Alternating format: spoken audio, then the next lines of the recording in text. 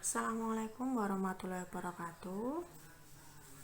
Oke, saya akan di sini menjelaskan tentang apa sih tadi diagram yang ada di video yang sebelumnya atau di part yang depan-depan tadi, itu maksudnya apa sih? Jadi gini.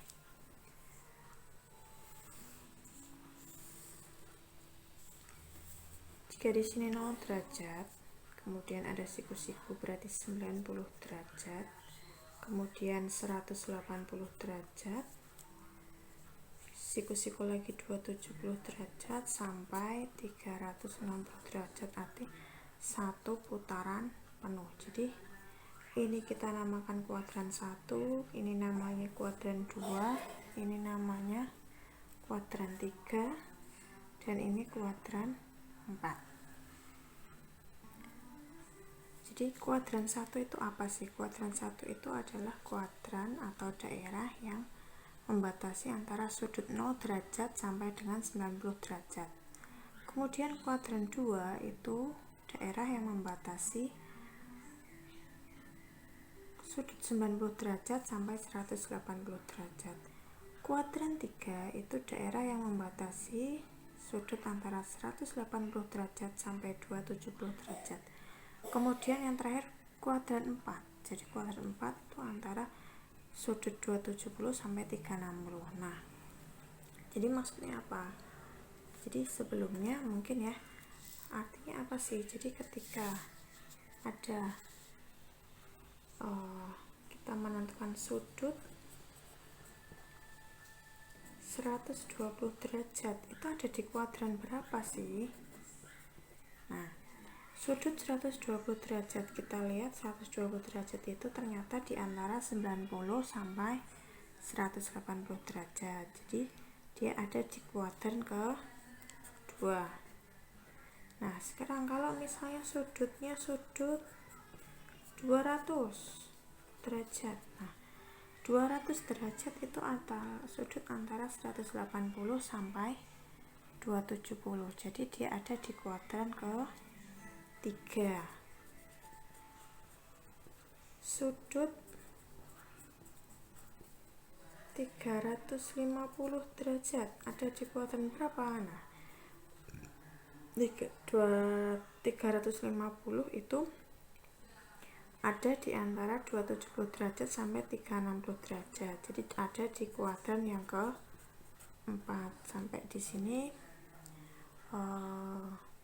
mungkin sudah paham. Jadi kita lanjutkan. Jadi kuadran 1 yang bernilai positif adalah semua. Jadi semua perbandingan trigonometrinya bernilai positif. Sedangkan kuadran 2 yang positif hanya sin dan kosekan, artinya yang lainnya itu bernilai negatif.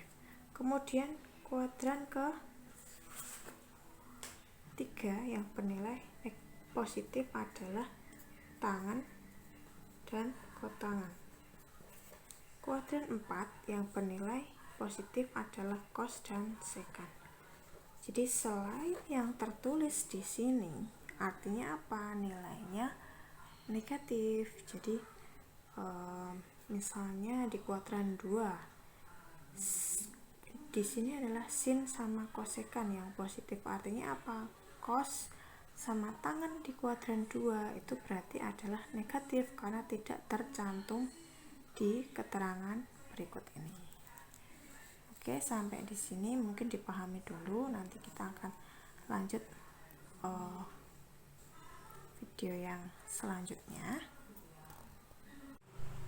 Oke, kita lanjutkan. Kita sekarang akan memasuki untuk menentukan tanda dari perbandingan trigonometri yang ada di berbagai kuadran. Jadi sebelum menentukan nilainya, kita belajar memahami tandanya dulu. Sekarang kalau misalnya ada sin 150 derajat. Jadi 150 derajat ini ada di kuadran berapa? Yaitu antara 90 derajat sampai 180 derajat. Artinya 150 derajat itu ada di kuadran ke-2. Simak, kuadran kedua nilai sinnya adalah positif, berarti tanda atau sin 150 derajat itu nanti bertanda positif. Sekarang kita masuk ke contoh cos 210. Nah, kita analisis lagi. 210 ini ada di kuadran berapa? Kita cek, oh ternyata ada di antara 180 derajat sampai 270 derajat. Sehingga ini adalah di kuadran 3. Nah, sekarang kuadran 3 kita simak nilai cosnya.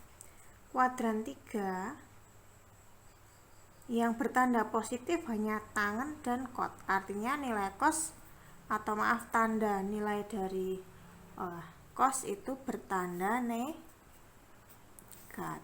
Sekarang misalnya tangen 300. Nah, 300 ini ada di kuadran berapa? Ada di kuadran 4, yaitu antara 270 derajat dengan 360. Jadi ini ada di kuadran 4.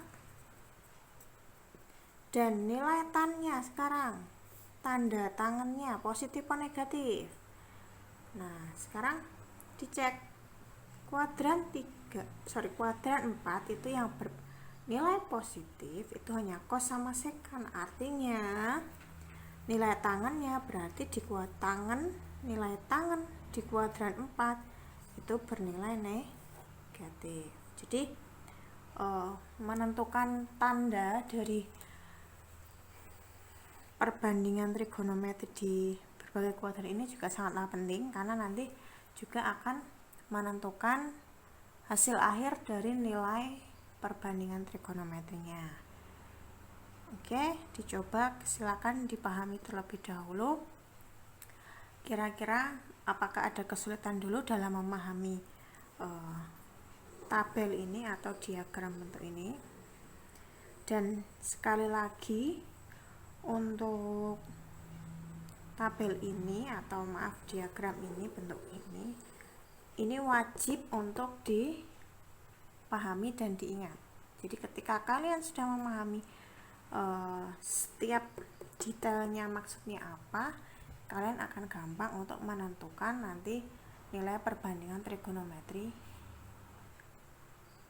yang lebih kompleks. Nah, untuk yang kali ini kita belajarnya sampai ini dulu. Nanti untuk next video berikutnya akan kita masuk ke nilai akhirnya, nilai perbandingan trigonometri. Jadi sin 150 derajat itu nilai akhirnya berapa sih? Nah, jadi kita akan belajar tentang itu. Oke, sekian mungkin penjelasan dari saya, semoga membuat pemahaman kalian semakin baik. Dan jangan lupa untuk selalu like, subscribe, share, and comment